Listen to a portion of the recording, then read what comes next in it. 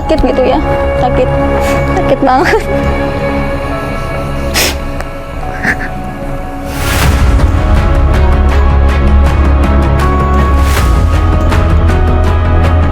Mau makan nggak ada ikannya di sini, jadi marah ke saya, itu langsung mukul aja dia. Kan saya salah, saya menyesal, saya minta maaf. Ya itu mah bukan manusia ya, bukan manusia.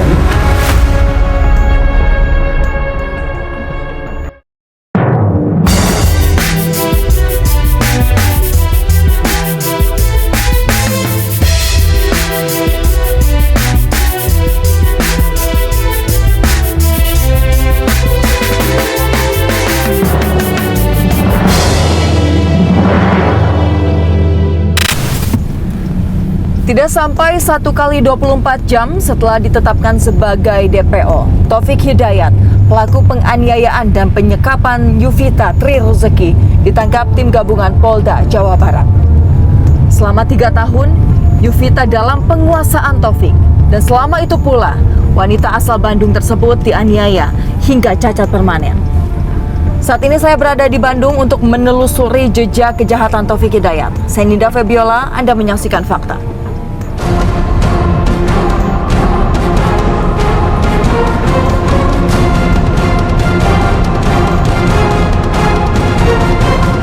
Pelariannya berakhir di Majalaya, Kabupaten Bandung.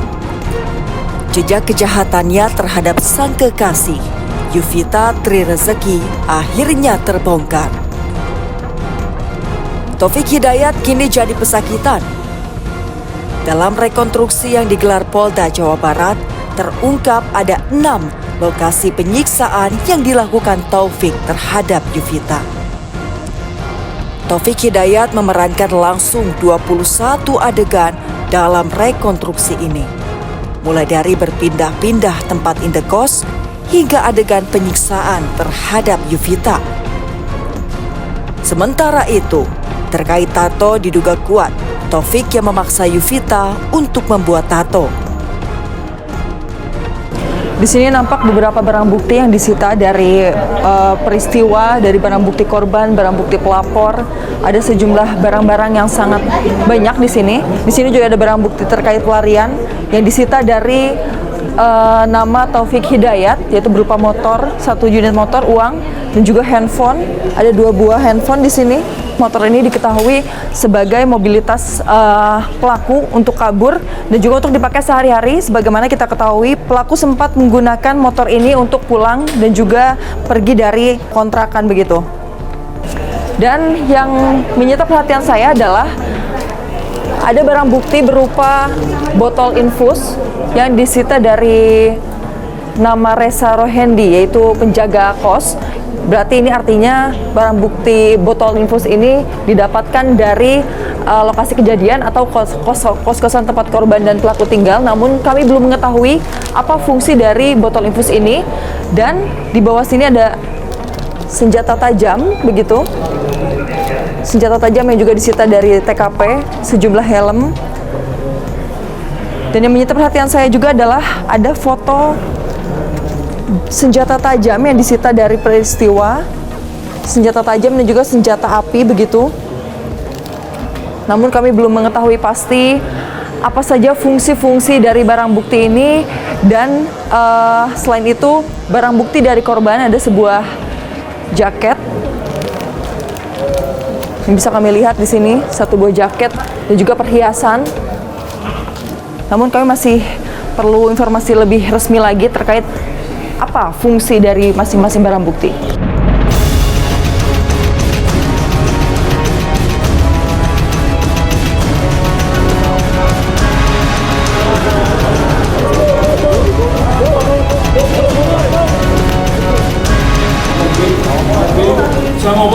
Ngomong nggak lo?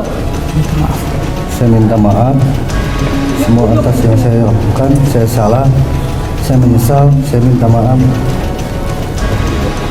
Kenapa kok tega banget sih? Gimana pikirannya? Coba dijelasin sekarang. Coba jelasin, ngomong sekarang.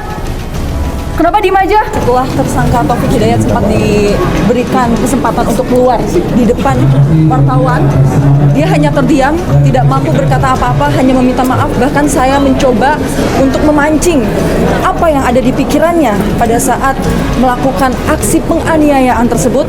Dia hanya terdiam tanpa kata-kata dan tidak bisa menjawab apapun. Bahkan terkait tato yang dimiliki oleh korban, itu diketahui dilakukan olehnya sendiri, namun setelah kami konfirmasi kepada tersangka sendiri tidak terjawab apapun. Maka dari itu kita mencoba untuk menelusuri kembali. Rekan-rekan media sekalian, kalau dilihat dari peristiwanya dan perbuatannya tersangka, ini termasuk sesuatu yang tidak wajar, sadis, kekerasan yang kita kutuk bersama. Untuk itu kami Polda Jabar semaksimal mungkin akan mempersangkakan tersangka dengan pasal yang seberat-beratnya. Pada saat penangkapan itu dini hari kami menangkap keberadaannya melintas di sebuah jalan Majalaya dan berada di sekitar Anjungan Tunai Mandiri.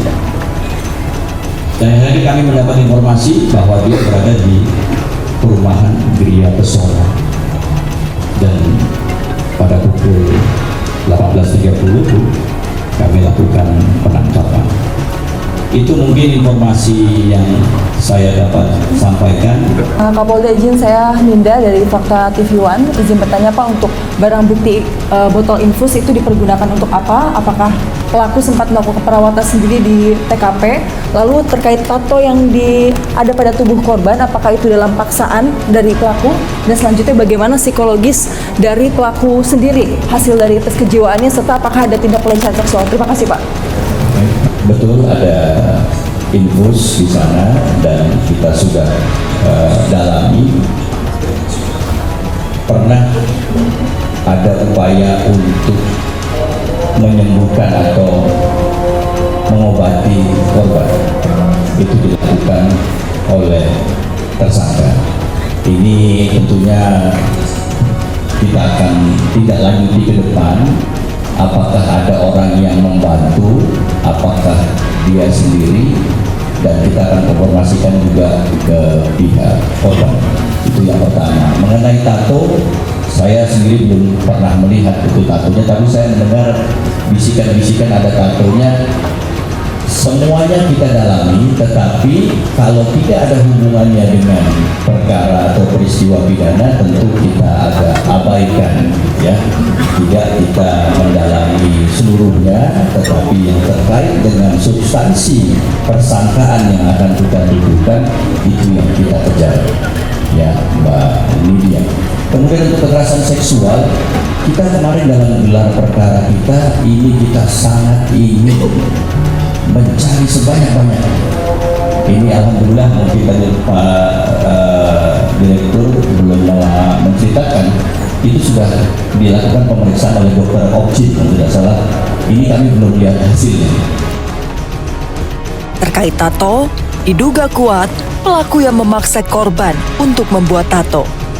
Pak, sebelumnya kita dapat informasi terkait tato yang ada pada tubuh korban itu dipaksa, apakah betul oleh pelaku dan dilakukannya seperti apa? Yang Bapak dapatkan laporannya seperti apa Pak? Ya, waktu kami berkunjung tanggal 19 itu yang saya gambarkan tadi, bahwa saya sendiri meneteskan air mata ya melihat kondisi korban karena giginya copot dua atas dua bawah, penuh tato dan sebagainya.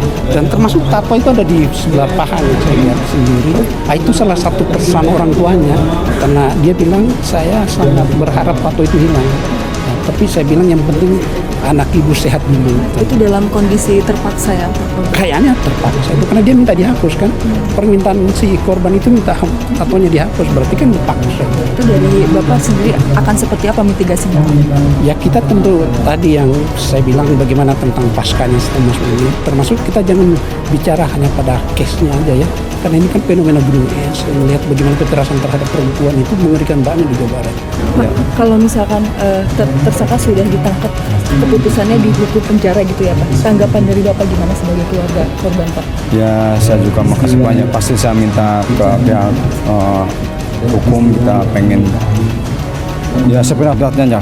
Seandainya anaknya seperti anak saya gimana itu aja. Pak, awal mengetahui peristiwa ini gimana rasanya Bapak sebagai orang tua yang kehilangan anak bertahun-tahun namun ditemukan seperti itu, Pak?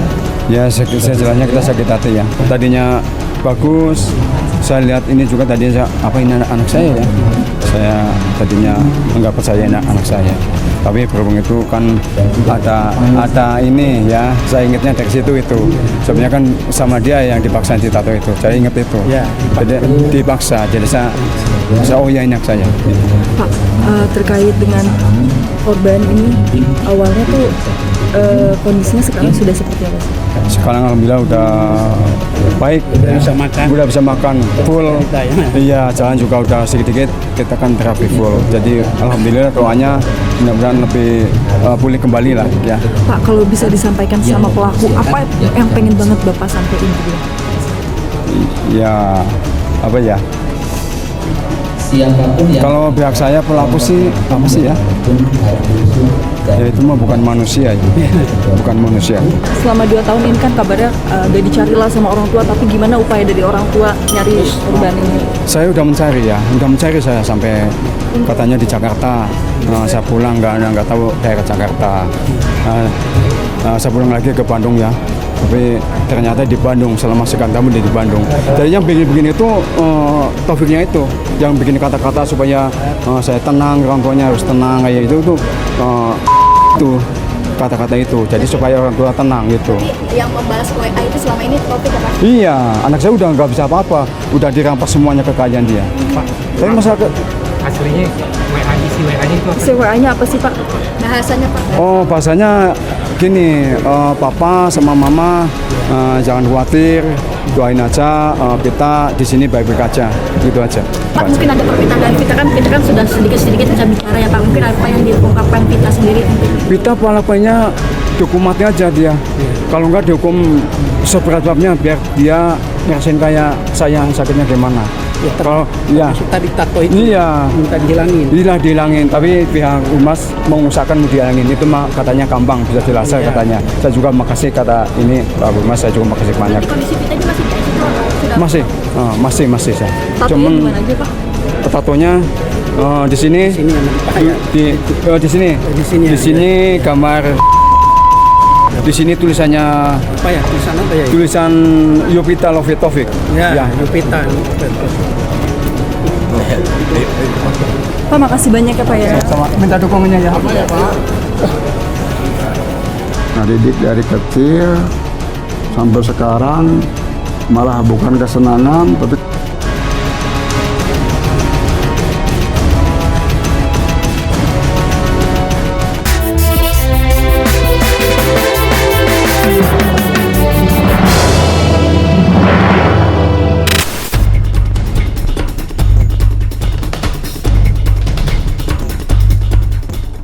Sejak remaja, perilaku Taufik Hidayat memang dikenal beringas. Bahkan, ayahnya sendiri sempat dipukuli. Secara eksklusif, kami pun berbincang dengan Tata, ayah kandung Taufik Hidayat. Kami sekarang berada di Kampung Tegalame, Desa Ciaro, Kecamatan Nagrek. Diketahui di sini merupakan kediaman dari keluarga tersangka Taufik dan kami akan mencoba mendatangi rumah tersangka. Kita lihat di sana apakah ada pihak keluarga pelaku yang bisa diajak untuk berbincang dengan kami. Dan disinilah lingkungan sekitar Taufik tumbuh dari kecil hingga akhirnya dia menikah. Namun Taufik sudah lama diketahui tidak berkunjung ke desanya, tapi di sebelah saya ini merupakan rumah dari orang tua Taufik. Dan di dalamnya menurut informasi warga ada sosok ayah dan juga cucu dari ayahnya yang tinggal berdua di dalam rumah ini. Namun kami belum mengetahui pasti apakah ada orang di dalam untuk bisa kami ajak bicara. Tapi terlihat rumah ini terlihat 2 lantai dan juga sudah kurang terawat begitu. Di samping saya sudah ada Pak Tata. Pak Tata tuh ayah dari Taufik, ya Pak ya? Ya. Pak, ini saya mau nanya-nanya aja Pak. Ya. Ini kan udah rame banget ya Pak ya pemberitaannya, apa yang terjadi. Pak Tata juga udah tahu sampai dipanggil sama gubernur juga kan ya. Tanggapan dari Bapak gimana sih soal apa yang terjadi? Ya, tanggapan saya itu kaget aja, kaget Bu. Udah lama nggak ketemu sama anak, datang kabar begini, kaget kan? Bukan kabar gembira, gitu. Berapa lama Pak emang udah nggak ketemu sama anak? 2 lebaran Idul Fitri, lebaran Raya Agung nggak kesini. Kalau pulang biasanya aktivitasnya apa Pak Taufik kesini? Kesini cuma sebentar Bu.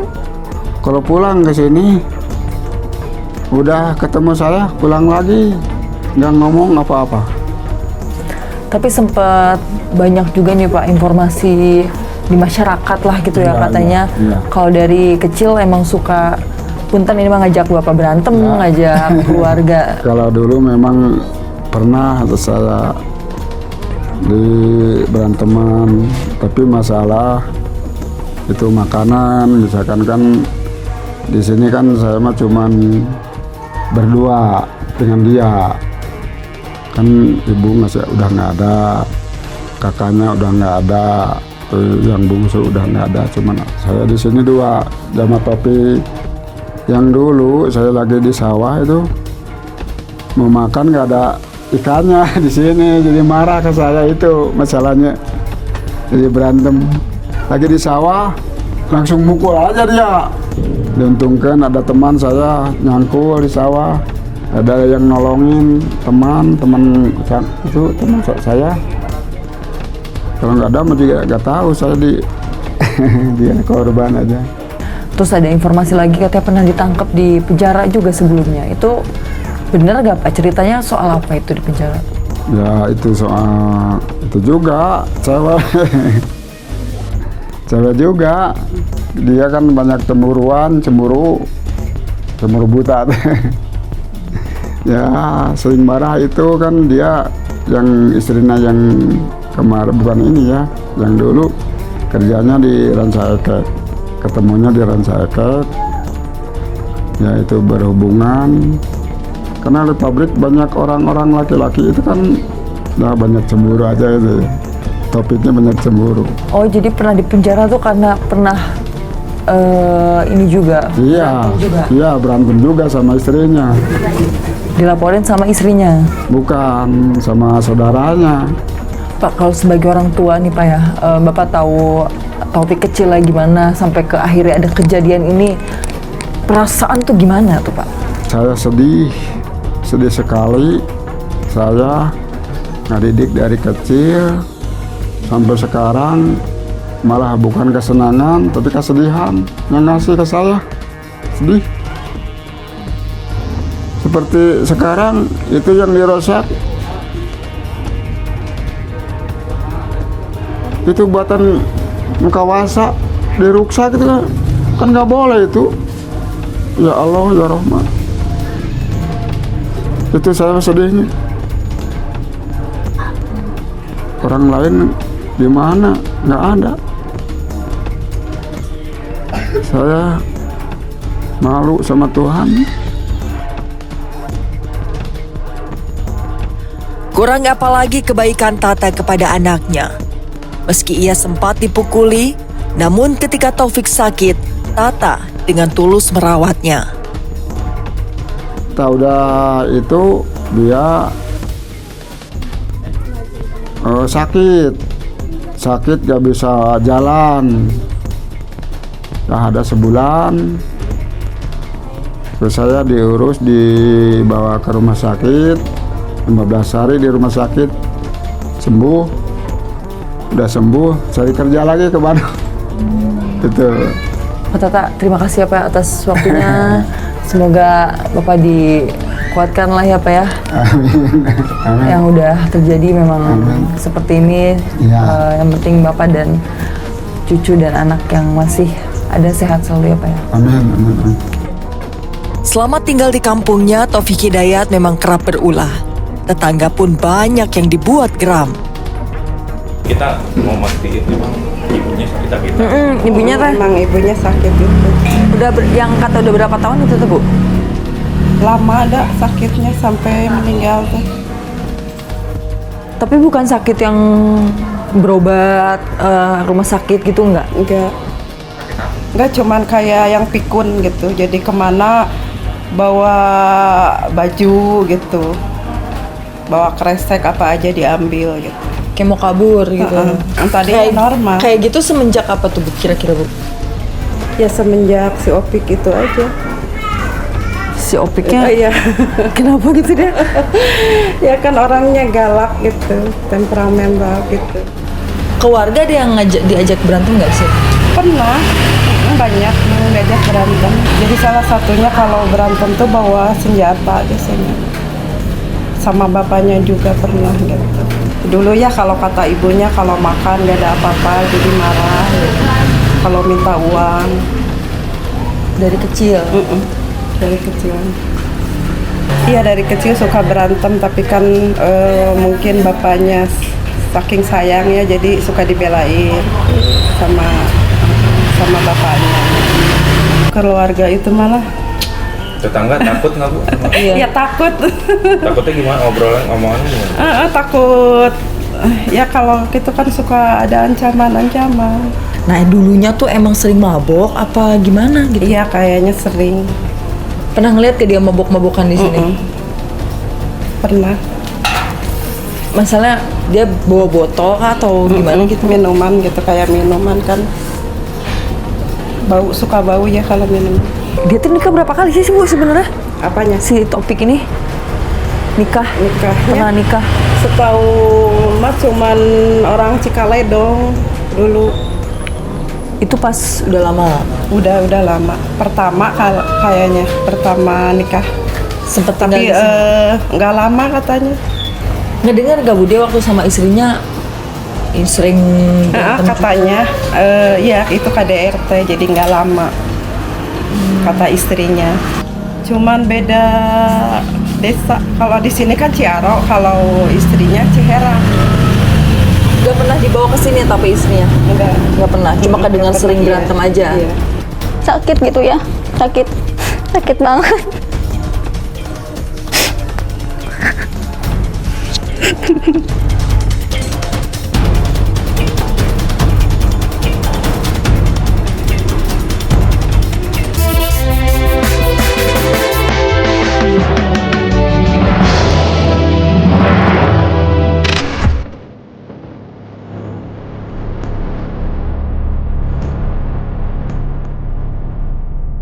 Wajahnya biasa saja, namun kelakuannya sangat luar biasa.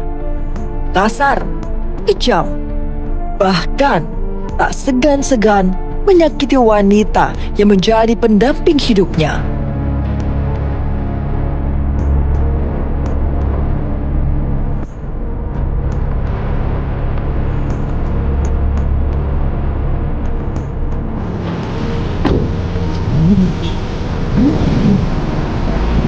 Mau nanya kamu Kang Edong di mana ya? Berarti muter ke Paling di kawalan. Jauh. mau nyari ini istrinya. Iya, mantan Topik. Nah, mantan si Topik tahu. Pokoknya tahu Kang. Ayo. Boleh. Gak apa Kang. Itu ya Kang ya. Kasih Kang. Kami coba mencari wanita yang pernah menjadi pendamping hidup Taufik Hidayat. Namanya Susan. Kabarnya rumah tangga Taufik dengan Susan hanya berumur 2 minggu. Kami pun akhirnya tiba di tempat tinggal Susan. Saat ini kita menuju ke rumah mantan istri dari tersangka Taufik Hidayat dan ada warga yang mengenal sosok mantan istri Taufik. Pada akhirnya kita akan coba diantar oleh warga tersebut.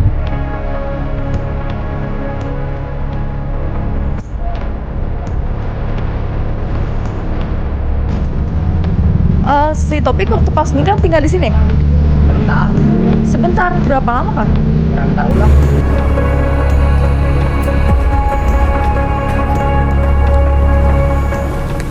Teteh awal cerita kenal sama pelaku ini dulu banget gimana sih Teh?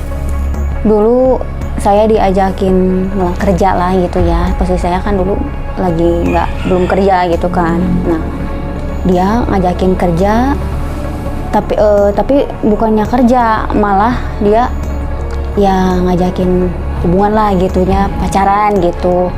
Terus dia ngeyakinin, katanya mau serius gitu sama Susan gitu. Padahal posisi Susan lagi punya pacar dulu waktu zaman ya keluar sekolah gitu.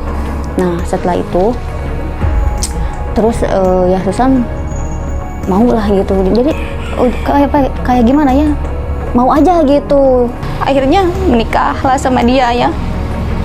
Tahu udah menikah, selang 2 minggu lah rumah tangga gitu ya. Banyak lah lika-liku ya, sebelum menikah itu banyak lika-likunya. Dia mau nubes diri sendiri gitu. Terus sampai mas kawin dibawa semua gitu sama dia gitu. Terus kalau misalkan marah tuh siniin mas kawin gitu. Capek gitu ya udahlah, terserah ambil aja gitu. Apakah sampai nyakitin teteh atau ngomongnya kasar apa gimana? Iya, kalau kasar ya sering lah gitu ya. Kalau misalkan dia ini ya ngebanting helm kayak sepatu gitu. Itu dari zaman pacaran tuh kayak gitu nggak tuh dia? Awalnya sih baik, tapi lama-lama kesini ya begitulah. Nah selama nikah tinggalnya di rumah teteh? Ya alhamdulillah selama nikah tinggal di sini. Untungnya nggak sempet diajak pindah gitu, nggak diajak gitu, nggak sempet. Pas denger kabar dia ternyata nyiksa orang sampai sebegitunya, itu teteh udah ada feeling nggak orang kayak gini memang kayak gitu atau?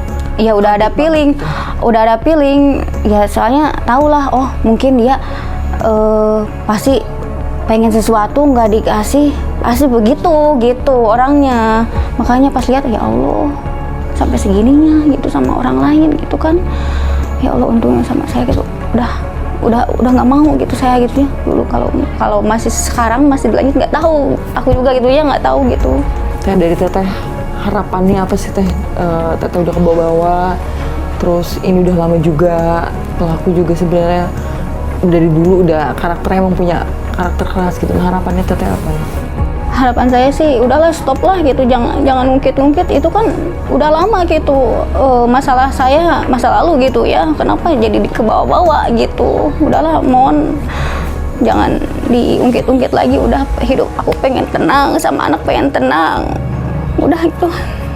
Teteh bisa ceritain nggak perjuangan teteh sendiri ditinggal dia, terus ada anak, terus apa gue sempet ditolak anak teteh sama pelaku, itu gimana rasanya perjuangan teteh sendiri itu?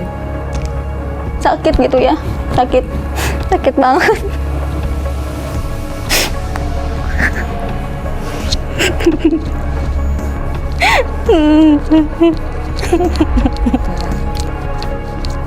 Netizen juga ada yang bilang gini. Jadi gimana ya, jujur sih buat saya tuh kena mental nih. Ya gimana teteh ngadepin omongan-omongan orang seperti teteh? Jadi kebawa-bawa. Padahal udah lupa masalahnya teh, udah lama juga.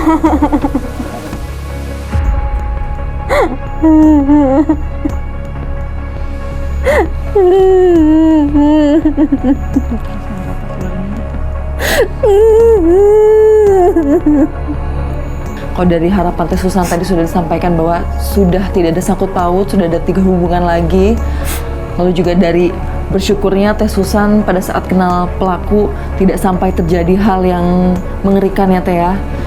Jadi faktanya adalah Teh Susan sudah tidak lagi berhubungan dan juga sudah tidak ingin ada lagi pihak manapun yang mengungkit kembali apa yang Teh Susan rasakan, karena apa yang sudah Teh Susan alami sangat berat gitu.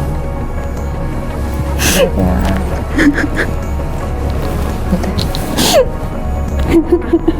Habis itu kesininya tuh suka dengar benturan ke tembok, kadang 10 kali, kadang sering gitu kan, sehari itu kadang.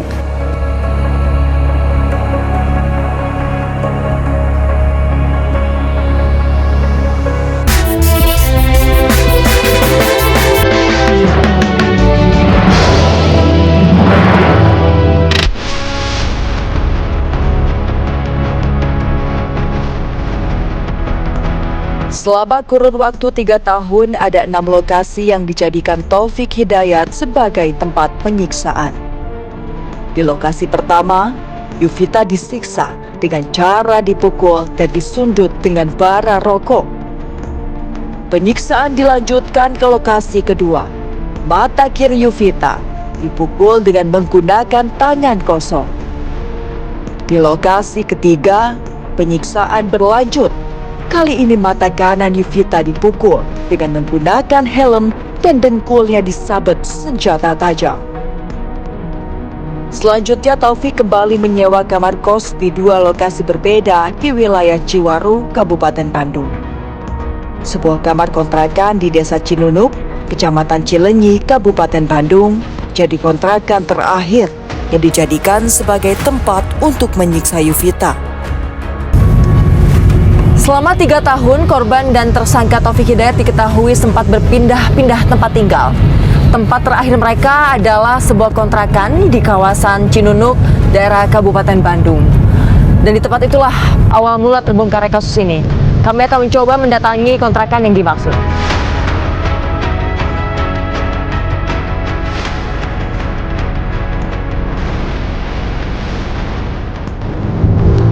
Disinilah lokasi kontrakan tempat korban dan tersangka Taufik Hidayat tinggal terakhir sebelum mereka pada akhirnya memutuskan untuk membawa korban ke rumah sakit. Dan saya akan mencoba mencari orang yang bisa saya wawancarai. Assalamualaikum, Kang. Salam. Kang Punten, Ya. Ninda dari TV One, Kang. Oh iya. Akang yang Penjaga kosan. penjaga kosan. Ya. Oke. Kang mau minta tolong dijelasin di TKP. Oh boleh. Boleh. Ini emang lokasinya lumayan sepi ya, Kang? Ya. Akang, Ya. Punten kan di sini. Nah, Kang, ini bisa diceritain dulu nggak sih, Kang, awal mulanya pelaku sama korban ini datang ke kontrakan ini tuh gimana? Malam-malam datang ke sini, bilangnya mau kos gitu kan. Terus istrinya si korban tuh nunggu di motor. Terus si Topiknya bilang kan mau ngobrol di situ ke dalam kan, bilangnya mau kos. Katanya dia tuh punya SK wilayah Bandung Timur gitu kan, dia kan DC kan. Nah habis itu bilang istrinya sakit Pak, jadi istrinya apa? Saya di sini kalau kunjungan biar deket jadi kos di sini gitu kan, jadi bisa jengukin istri gitu kan, biar bisa bolak balik biar deket, makanya kos di sini. Udah nggak bisa lihat dia bilang kayak gitu sih Topiknya kan, dari awal juga kayak gitu. Nah, pas udah tinggal di sini nih, Kang, apa yang bikin Akang curiga atau sebenarnya aktivitas mereka ini kayak gimana sih, Kang? Aktivitasnya kan cuma dia yang keluar sendiri kunjungan, terus selama ini memang sih alasannya tepat sakit gitu, makanya kita keluar juga nggak kita tanyain karena sakit. Terus kesininya masa sih harus 1 bulan pulang nggak keluar gitu kan, walaupun sakit kan minimal berjemur gitu kan. Akhirnya ada kecurigaan, makanya ditanya. Ada kedengeran ini nggak situasi yang mencurigakan, misalnya suara-suara orang? Awalnya sih dia tuh pas sebelumnya suka nyanyi sih awalnya. Nah bapak tuh kan ngasih saran kalau misalnya nyanyi boleh, cuman jangan sampai misalnya larut malam lah gitu kan. Kalau jam 11 silakan, cuman jangan sampai jam 12 lewat atau jam 1 janganlah, takutnya yang lain keganggu kalau dibilangin kayak gitu. Nurut dia kan, nurut. Habis itu kesininya tuh makin gak jelas, masih agresif gitu kan, pulang kunjungan mabuk gitu kan. Terus misalnya orang lewat nggak permisi dia marah gitu kan. Sedangkan dari dalam kamar dia tuh nggak pernah ada kedengeran suara cewek gitu, Kang, yang dia sebut istri tuh nggak ada. Nggak ada teriakan sama sekali, nggak ada gitu kan. Ya, makanya kita nggak curiga. Habis itu kesininya tuh suka dengar benturan ke tembok gitu kan. Nah akhirnya ditanya lagi, itu kenapa, suara apa gitu, suka sering kayak duk gitu, suara bergetar tembok gitu kayak dipukul. Akhirnya kan nanya gitu kan, itu kenapa gitu, sering terdengar kayak suara benturan tembok. Ya alasannya ya kalau misalnya lagi pusing suka nunjukin tembok lah, daripada ribut sama orang lain dengan sama tembok, katanya kayak gitu bilangnya gitu kan. Memang sih nggak masuk akal, cuman ya kita ya diiyain aja lah. Kadang 10 kali, kadang sering gitu kan, sehari itu kadang ya ada sekali gitu kan. Sering terdengar bunyi benturan tembok lah kayak gitu. Nah dari pas mulai kedengar benturan tembok, ini kan pelaku nih sebenarnya suka keluar aktivitas kan ya. Dari pihak tetangga atau dari Akang Resa sendiri penjaga kos, pernah ngintip situasi di dalam kamar? Oh, kalau sampai situ kita gak berani lah, itu kan hak asasi ya. Walaupun misalnya ada sih kecurigaan, cuman nggak berani sampai situ, takutnya salah gitu kan. Ini udah cerita soal awal kronologi sampai ke ini ya Kang ya. Mungkin bisa dijelasin Kang, ini kondisi di dalam kamar tuh gimana Kang waktu pas akan ngeliat ke dalam? Pas waktu dilakukan tembak, pas lihat tuh ya berantakan sih di dalamnya, berantakan aja, nggak berani masuk, cuma lihat dari luar ya berantakan aja, posisinya tuh berantakan gitu. Nggak ada kecium bau apa? Ada sih bau, kecium bau amis gitulah. Kondisi Yovita Tri Rezeki seharusnya tidak akan separah ini. Kalau saja orang-orang di tempat tinggalnya memiliki kepedulian yang sangat tinggi. Pak, saya mau izin meminta tanggapan terkait pelaku dan korban ini kan sudah bertahun-tahun dia mengalami hubungan yang tidak begitu baik gitu ya. Bagaimana dari pandangan seorang psikologi sosial ini, apa yang terjadi? Ya, saya mengamati gejala ini dari perspektif psikologi sosial ya, terutama berkaitan dengan relasi kuasa yang timpang. Yaitu relasi kuasa di satu pihak ada yang sedemikian dominan, dan di lain pihak yaitu korban itu sedemikian submisif gitu.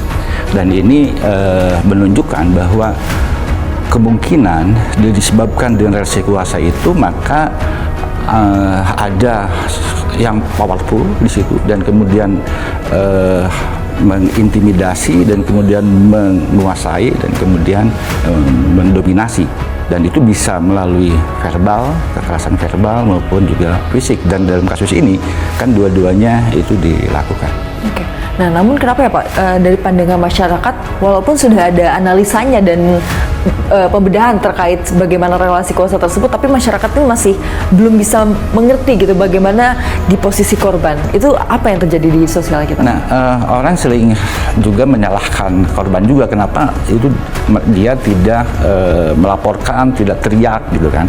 Dan ini ada gejala yang menarik ya, karena dalam konteks relasi kuasa itu sangat mungkin ada tadi obedience dan kemudian ada horor dan ketakutan.